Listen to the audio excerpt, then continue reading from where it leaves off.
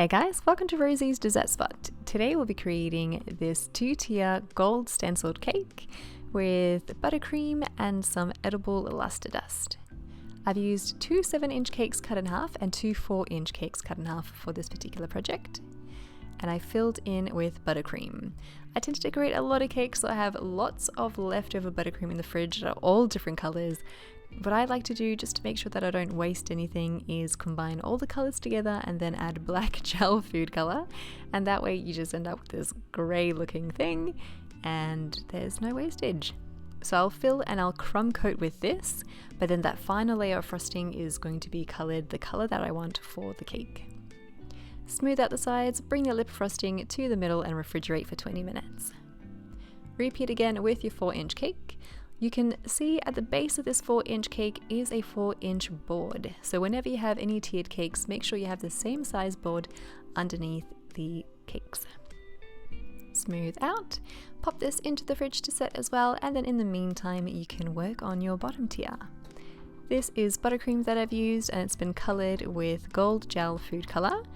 I've just started at the very top, pushed it out to the sides, covered the cake, and then smoothing it out once more with the frosting scraper.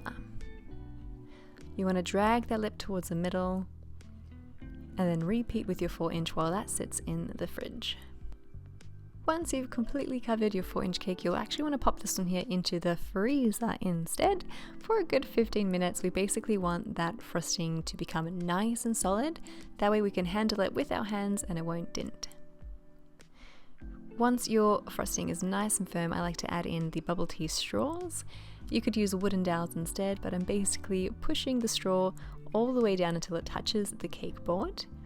Then I'll give it a good wriggle and then pull it back up a good 2 centimeters, and I'll cut it where there's a line of frosting. That's where I know it's going to be completely flush with the top of the cake. For the stencil, I've used this one here that I just bought from Spotlight many moons ago. I've created 2 little holes on either side so I can feed through some pins. Make sure your pins have a little ball at the top, that way you don't lose them. That's going to hold the stencil nice and tightly to the cake, and I'll fill in with the same colored buttercream. I'm just using my small spatula for this, going back and forth, rotating the turntable as I do and keeping my arm in the same position. So basically just pivoting that spatula 45 degrees one way, 45 degrees the opposite way. Once all the stencil has been filled in, you can smooth it all out. You can probably even use a frosting scraper for this. I just used the spatula. And then remove the pins and gently peel back your stencil. This should reveal a nice, neat pattern.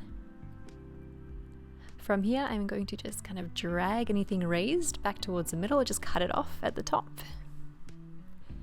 And then repeat again around the cake, lining that stencil up with where the pattern left off.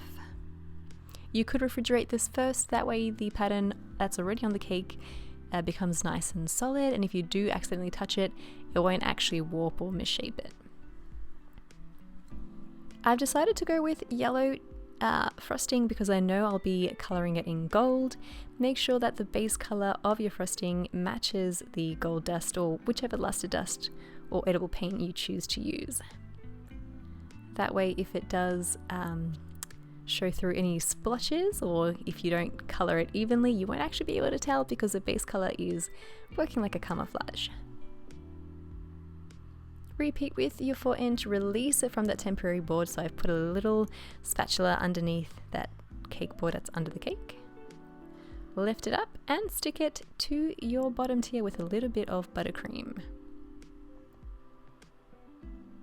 Once you're happy with the position, you can press it down firmly and then use leftover buttercream to pipe in between the 2 tiers to hide the seam. I just went over it with a spatula just to clean it up a little bit. And if you like, you can pop it back into the fridge at this point just to let it completely solidify again. And in the meantime, create your edible gold paint. I recommend the Rolcom brand of luster dust. They make a super gold, which is really, really pretty and is 100% edible, but still check the labels just in case that changes in the future. This isn't the one that I've used in video, but it looks very, very similar. Take a large flat brush and paint over the whole cake. Try to go in all different directions, so up, down, diagonally, left, right, just to get right into the crevices of your raised embossed stencil area. I lathered the paint on it generously and just picked up the little droplets and dragged them back up. Once you're happy with the coverage of the cake, you can take your brush and just swipe upwards just to remove any brush strokes and sort of blend it all together. And at the end, it should look a little something like this. You can take some edible glitter as well and just dust it on with a dry brush. Just give it a little bit more effect. And then when you're ready, add on any decorations.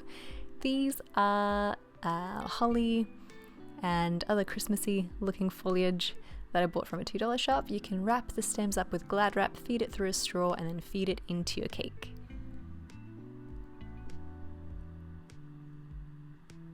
Arrange them in a cascading formation, so I added some at the top and then some through the side as well to make it look like it was falling downwards off the cake. And that's it. That's how you make a fun gold stenciled 2-tier Christmas cake. I hope you guys enjoyed this cake decorating tutorial and you give it a go. If you do, hashtag Rosie's Dessert Spot so I can check it out. Thanks so much for tuning in, and we'll see you again in the next one.